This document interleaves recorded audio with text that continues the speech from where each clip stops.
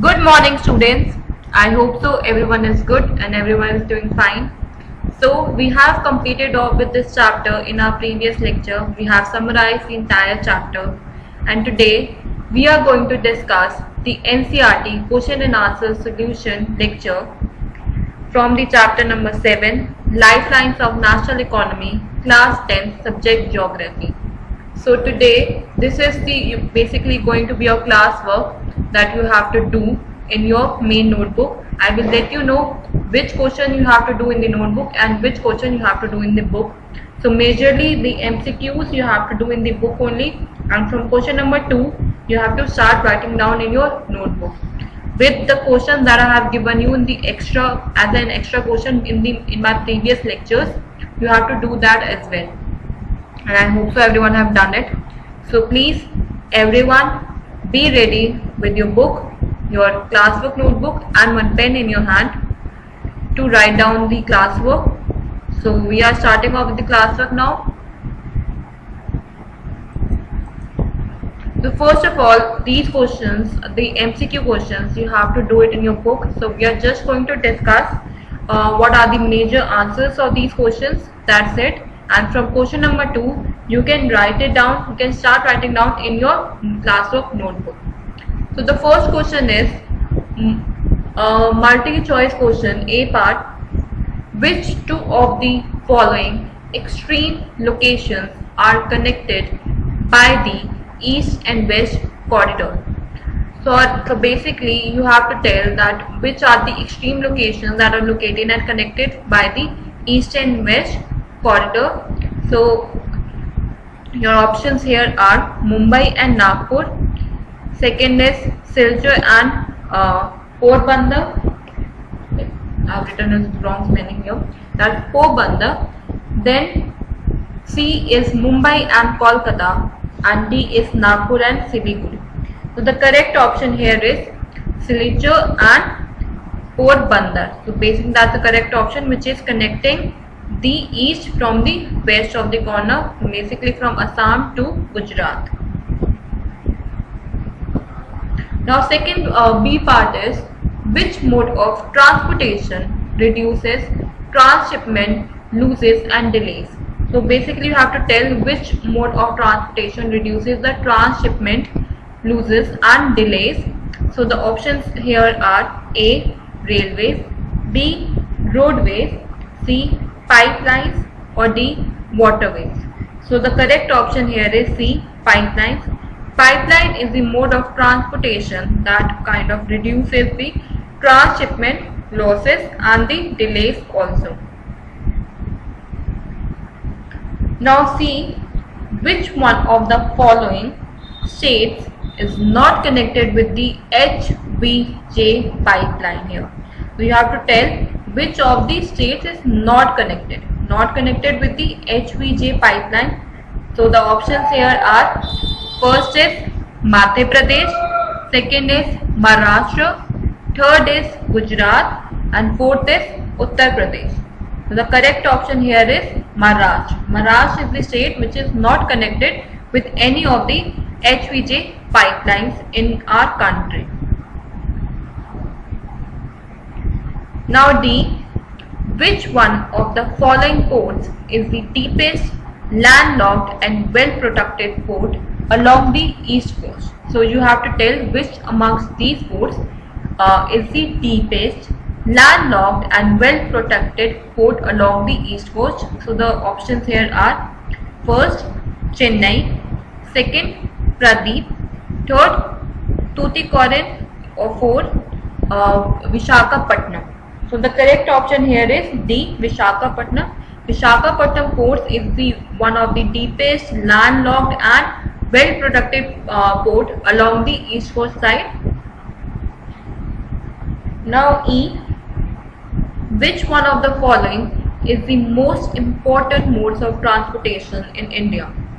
So you have to tell which one of them is the most important mode of transportation is in India. So first is pipeline, second is railways, third is roadways, and fourth is airways. So the correct option here is railways. Why railways is the most important mode of transportation in India? Just because the other transportations like pipelines, roadways and airways are majorly used for trading system, but as a transportation system, railways have been used majorly by the people of India because it is affordable and people can travel. Many of the people can travel through railways more than any other type of mode of transportation. It is possible. Now, S. Which one of the following terms is used to describe trade between two or more countries? So you have to tell which particular term is used to describe trade between two or more countries. First is internal trade, second is international trade, third is external trade, or fourth is local trade. The correct option here is international trade, where the two countries are exchanging goods with each other, so that's known as international trade here. So we are done with the MCQs. So you can keep your book a little aside and you can note down the question from here as well. If you want to note it out from the book, you can note down from the book also. So from now you have to write these questions in your notebook. From here onwards, you have to write the answers and the questions in your main classwork notebook. So let's get started.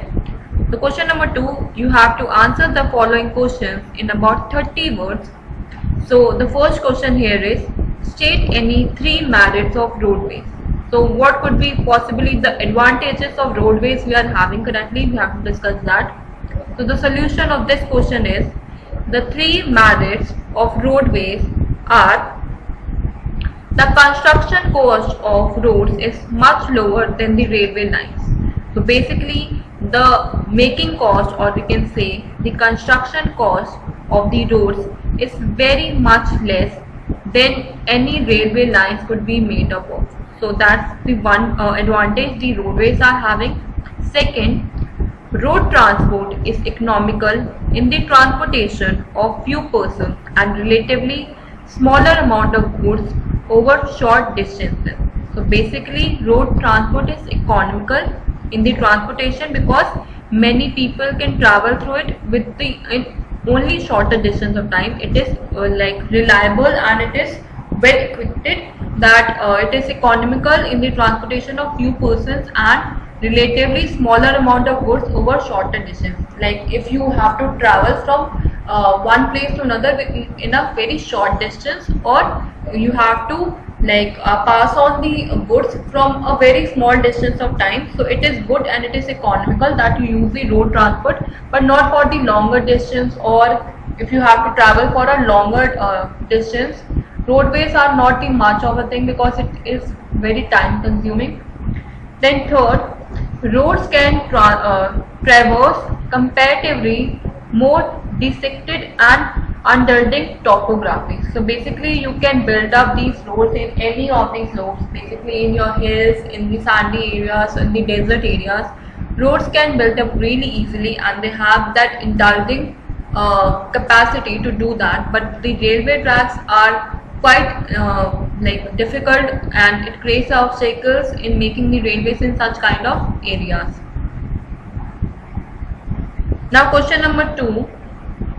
So this question is asking, where and why is rail transport is the most convenient means of transportation here?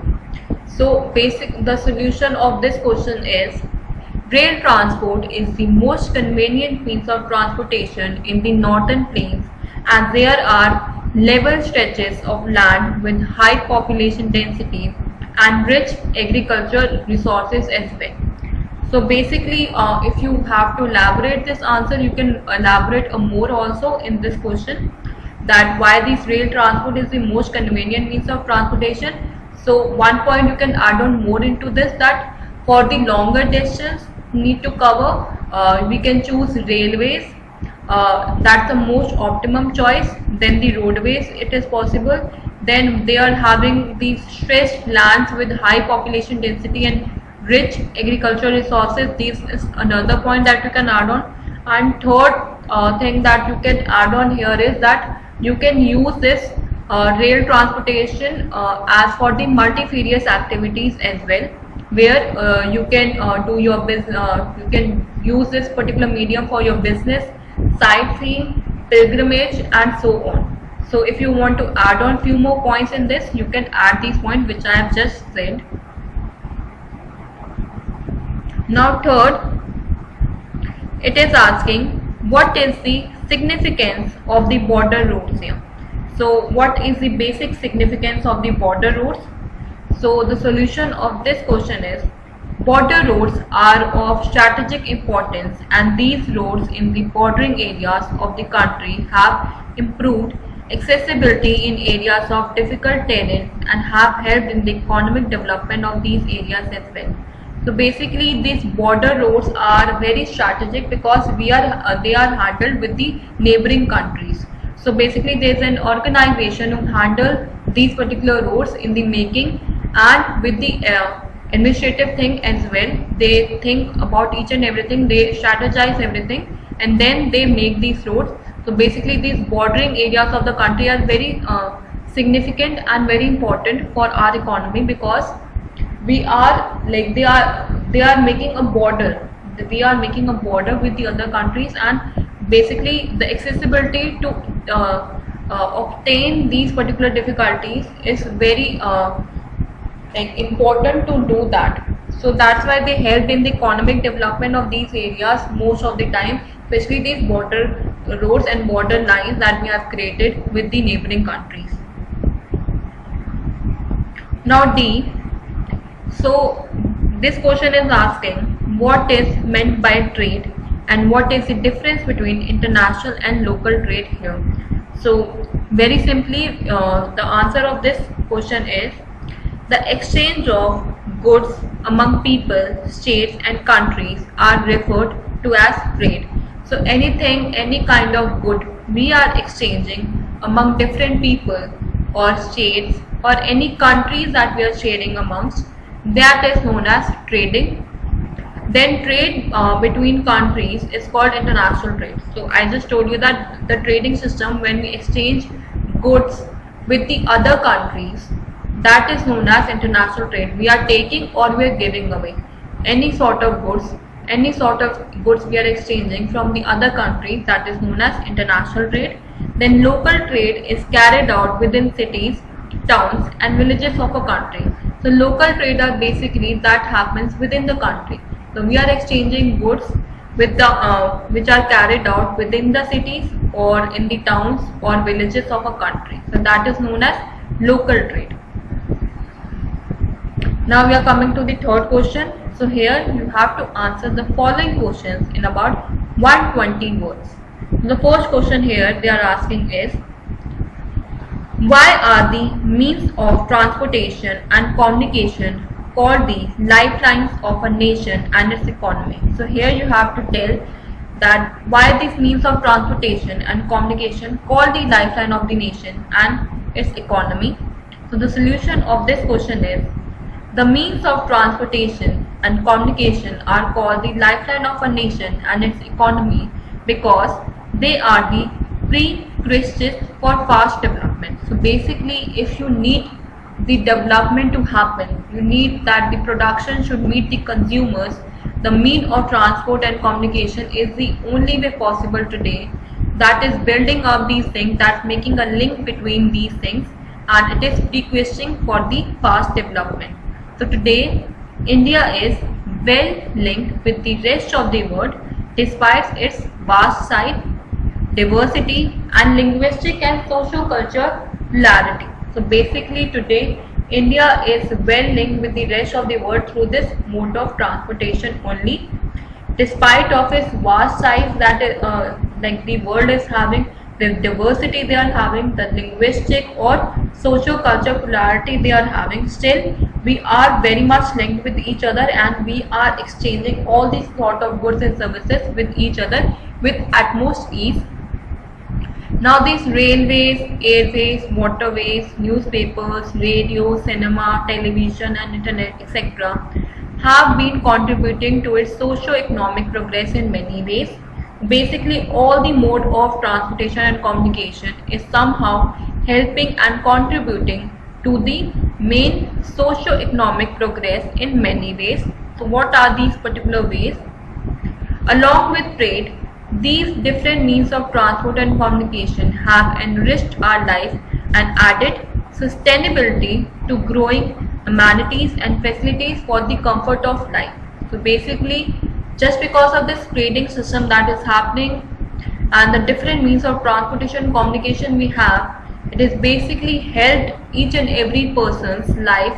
It has enriched our life and it has added a lot more stability and sustainably to growing amenities and facilities for the comfort of life, and eventually all these things end up in developing our nation's economy itself. So basically, whatever growth we are making in the terms of production or consumption anywhere, like in trading system or international trade, tourism, any mode of transportation we are having, every means of transport and communication is helping out in the national economy in many ways. Now question number 2. Write a note on the changing nature of international trade in the last 15 years. So basically this is quite an important question and that could be important for your boards as well. So please listen to it very carefully. So the solution of this question is that trade between countries is known as international trade here. So basically the trading system that we are having between the countries, it is international trade. International trade has undergone a vast change in the last 15 years. Exchange of goods and commodities have been superseded by the exchange of information and knowledge as well. Now, for example, India has emerged as a software giant at the international level and it is earning large foreign exchange through the export of information technology. So now not only these television, cinema or radio channels we are having the communication system, but we are opting a large amount of profit through these software apps that we are using currently. So we are like having multiple apps that we use on the mobile phone on a daily basis. So many of them are made in India only that we use, and we should use them because that is giving a lot more profit to our own country. If we use the other country's app, it is going to profit them. So that's why we say to each and every time that we should increase our own economic level through using our own apps and our own company's product. So that's why the profit will be given to our own national economy. It is going to increase the GDP rate. But mostly we are using these international apps which are profiting them. So better we should start using our own apps. Now India has trade relations with all the major trading blocs here. So what are there? So basically India has trade relations with all the major trading blocs and all geographical regions of the world as well. Now among the communities of export, we share has been increasing over the last few years till 2004 and 5 are agriculture and allied products, that is 2.53%, ores and minerals 9.12%, gems and jewelry 26.75%, chemical and allied products 24.45%, engineering goods 35.63%, and petroleum products 86.12%. Apart from that, the commodities imported to India, मतलब ये सारे जो अभी ऊपर items हैं हम ये export करते हैं इतने अमाउंट में जो हमारे कंट्री में आता है importing system, that include petroleum and petroleum products, which is 41.84% currently, pearls, prestigious stones, that is 29.26%, inorganic chemicals, that is 29.39%, coal, coke and briquettes, that is 94.17%, machinery, that is 12.56%, and apart from that there are bulk of imports as a group that is happening, that is registered as a growth, accounting for 39.09% of total imports that is happening, and this growth includes fertilizers, that is 67.01%, cereals 25.23%, edible oil 7.94% and newsprint, that is 5.51%. Now international trade has undergone a sea change in the last 15 years, like the exchange of communities and goods have been superseded by the exchange of information and knowledge, and India has emerged as a software giant at the international level. It is earning large foreign exchange through the export of information technology here. So that's it for the your NCERT exercise solution. If you still have queries related to any of these questions, you can ask me in the online class. And the homework for today is that you have to do this assignment. There are 6 questions in this assignment that you have to do. So the questions here are: question number 1, what is the significant role played by Golden Quadrilateral superhighways? So you have to tell the significant role that is played by them, the superhighways. Question number 2, how tourism may be helpful for the economic development of a region adopting a sustainable development approach. Question number 3, what is meant by trade? Same way, and what is the difference between international and local trade? Question number 4, define road density. Question number 5, why are the means of transportation and communication called the lifelines of the national? Same कुछ है assignment के question भी similar. And question number 6, give 2 reasons why the importance of inland waterways has inclined. So if you want to skip 2-3 questions which we have done in the NCERT, you can. It's up to you. But rest of the questions you have to do. And if you have any queries related to this assignment also, you can ask me in the online class. Okay. So that's it for today's lecture. If you still have related to anything queries related to this chapter, which any topic that you are not able to understand, please let me know in the online class. Okay. Thank you so much everyone for listening to this lecture, and please take care of yourself.